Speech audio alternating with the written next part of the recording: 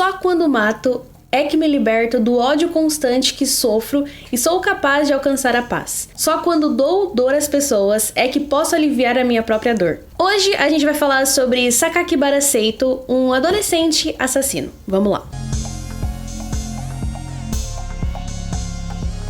Em fevereiro de 1997, na cidade de Kobe, 3 estudantes foram atacadas por um garoto até então não identificado. Em março daquele mesmo ano, e na mesma região que as outras meninas foram atacadas, próxima a uma escola primária, a garota de 10 anos, Ayaka Yamashita, foi encontrada sem vida. Ela tinha sido atacada e ela foi agredida com um tubo de aço. Em maio de 1997, Jun Hase, de 11 anos, ele desapareceu na frente da escola. O Jun, ele fazia parte da escola primária chamada Tainohata, e ele fazia parte da turma de necessidades especiais, onde ficavam as crianças com deficiências físicas e deficiências mentais. Dias depois do desaparecimento, a cabeça do Jun foi encontrada na parte de trás da escola onde ele estudava. A cabeça foi colocada ali de propósito, o assassino queria que a cabeça fosse encontrada. Na boca do Jun tinha um bilhete escrito em inglês e em português que dizia o seguinte: "Este é o começo do jogo. Policiais, me detenham se conseguirem. Eu desesperadamente quero ver pessoas morrendo. É uma excitação para me matar. Um julgamento sangrento é necessário para os meus anos de grande amargura." A carta, ela foi assinada por Sakakibara Seito, e esses caracteres chineses significavam álcool, demônio e rosa. O zelador, que encontrou a cabeça, disse que na semana anterior ele tinha encontrado 2 gatos em um estado deplorável, se podemos dizer assim. Eles tiveram as patinhas cortadas. O zelador também disse que encontrou pombas mortas. Na carta, o assassino, ele também escreveu errado Shoe Killer, era pra ser School Killer. Então, o autor do crime, ele queria basicamente ser um serial killer. Essa coisa de enviar uma carta, de querer chamar a atenção da mídia, era muito parecido com o caso do Zodíaco. Depois que a cabeça foi encontrada, começou uma investigação. Detalhes sobre a investigação, eu não achei nada. A carta, ela foi assinada por Sakakibara Seito, e a mídia, ela acabou errando a pronúncia do nome dele, por isso ele foi chamado de Onibara. Mas ele não gostou de terem errado o nome dele, e ele enviou outra carta. "De agora em diante, se vocês errarem meu nome ou estragarem o meu humor, eu vou matar 3 vegetais por semana. Se vocês pensam que eu só mato crianças, vocês estão muito enganados." Vegetais era como ele se referia às pessoas com deficiência, assim como o Jun. E isso fez as pessoas se perguntarem: ele odiava pessoas com deficiência? Se sim, por quê? De onde vinha essa raiva? Ele tinha algum tipo de ressentimento? Ou ele atacava essas pessoas porque elas eram mais vulneráveis e assim ele se sentia mais poderoso? Um tempo depois, ele enviou outra carta: "Eu estou colocando minha vida em risco por esse jogo. Se eu for pego, eu provavelmente serei enforcado. A polícia deveria estar mais irritada e ser mais tenaz na minha busca. Só quando mato é que me liberto do ódio constante que sofro e sou capaz de alcançar a paz. Só quando dou dor às pessoas é que posso aliviar a minha própria dor." Na carta, ele também fala sobre o sistema educacional do Japão. Sobre a investigação em si, como eu disse, eu não consegui achar nada. Eu não sei como eles chegaram até o assassino, eu não sei se tinham outros suspeitos, eu não sei como eles investigaram, quais eram as pistas, eu não sei. Eu procurei, na verdade, pra mim, nos casos criminais, essas são as partes mais interessantes, quando eles vão atrás do assassino, como eles fazem isso. Mas no caso do Japão, eles não dão esse tipo de informação. Em alguns casos, em outros casos eles dão, enfim. Eu não sei como eles acharam o assassino,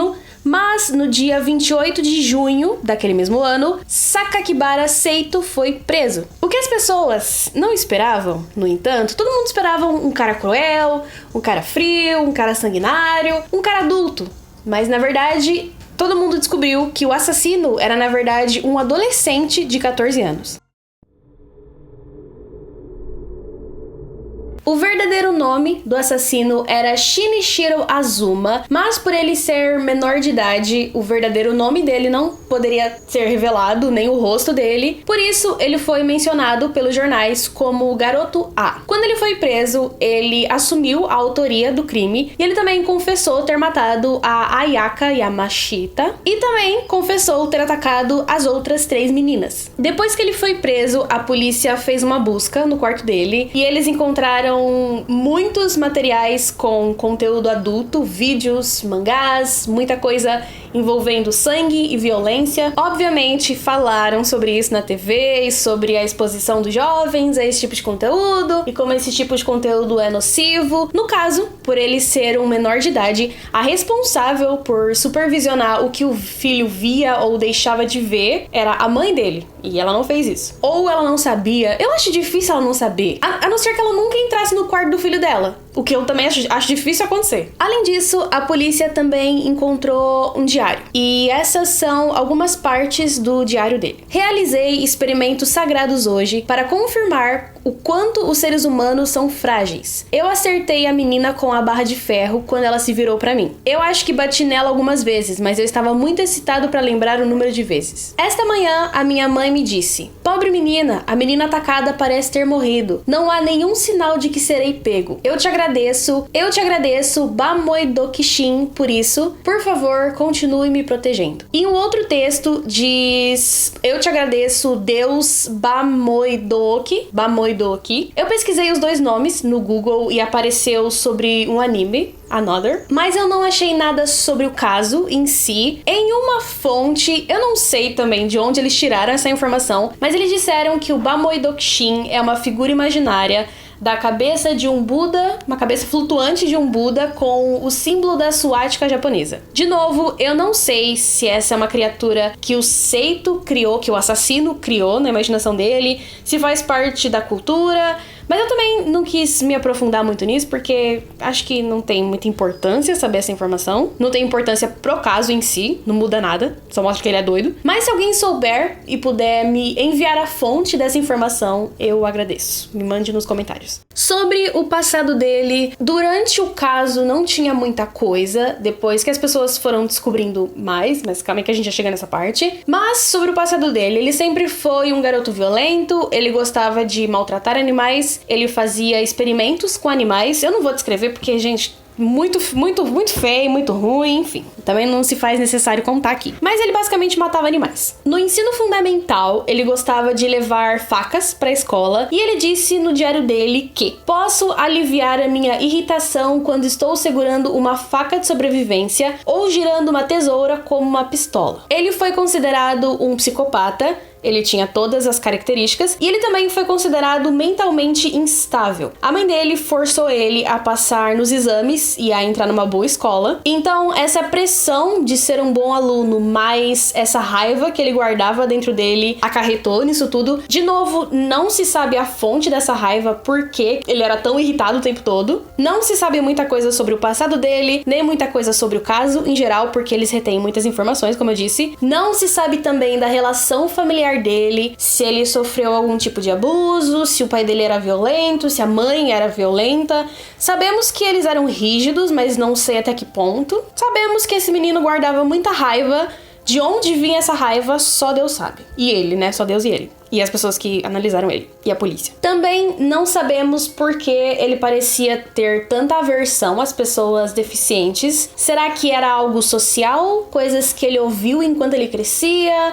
Ideias que foram sendo alimentadas? Preconceitos que ele foi ouvindo e aí ele internizou? Por ser menor de idade, ele não podia ser julgado como um adulto. Inclusive, muitas pessoas começaram a se questionar sobre isso. Se era certo ele não ser julgado como um adulto, porque o que ele tinha feito era muito cruel, independente dele ser uma criança ou não. 3 anos depois do crime, a responsabilidade criminal baixou de 16 anos para 14 anos. Então, aos 14 anos, se você comete um crime, você pode ser julgado como um adulto. No caso dele, ele não foi julgado como um adulto, então ele foi enviado para um reformatório juvenil, onde ele passou 6 anos sendo tratado. Ele se autoconsiderou uma pessoa com desvio sexual incorrigível. Em 2003, ele foi julgado e considerado, entre aspas, curado da sua compulsão de matar e o seu desvio sexual. Em março de 2004, aos 21 anos, ele ganhou liberdade condicional e a família das vítimas eram notificadas do paradeiro dele periodicamente. Em dezembro de 2004, ele já não precisava mais avisar o seu agente de condicional onde ele estava, o que ele estava fazendo. Em janeiro de 2005, ele estava oficialmente solto. Ele se mudou 2 vezes e ninguém sabia do seu paradeiro. Ele ganhou outro nome e ele foi viver a sua vida no anonimato. Nem a família dele sabia onde ele estava. Ele ficou desaparecido durante um tempo, até que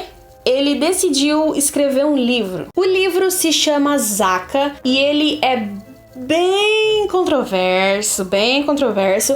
No livro, ele escreve detalhes dos crimes dele, do tempo dele no reformatório e sobre o passado dele matando animais. Lembra que eu falei que não tinham muitas informações sobre o passado? Então, as pessoas só foram descobrir quando ele mesmo decidiu contar. Ele conta em detalhes as coisas que ele fez com o Jun, e como ele fez. Ele cometeu o crime perto de uma montanha, na parte de trás de uma montanha. Depois ele levou o menino pro banheiro da casa dele, e lá ele cometeu o crime. Depois ele escondeu o corpo debaixo da casa. Ele fez coisas que ele não descreve, mas ele diz que foram mais hediondas do que o assassinato em si. No livro é quando ele se autodeclara um sujeito com desvio sexual, então acredita-se que ele teve relações com o corpo. Ele disse estar arrependido do que fez, mas ao mesmo tempo ele escreve um livro relatando as coisas que ele fez. Ele enviou cartas para as famílias das vítimas pedindo desculpas. A carta de pedido de desculpas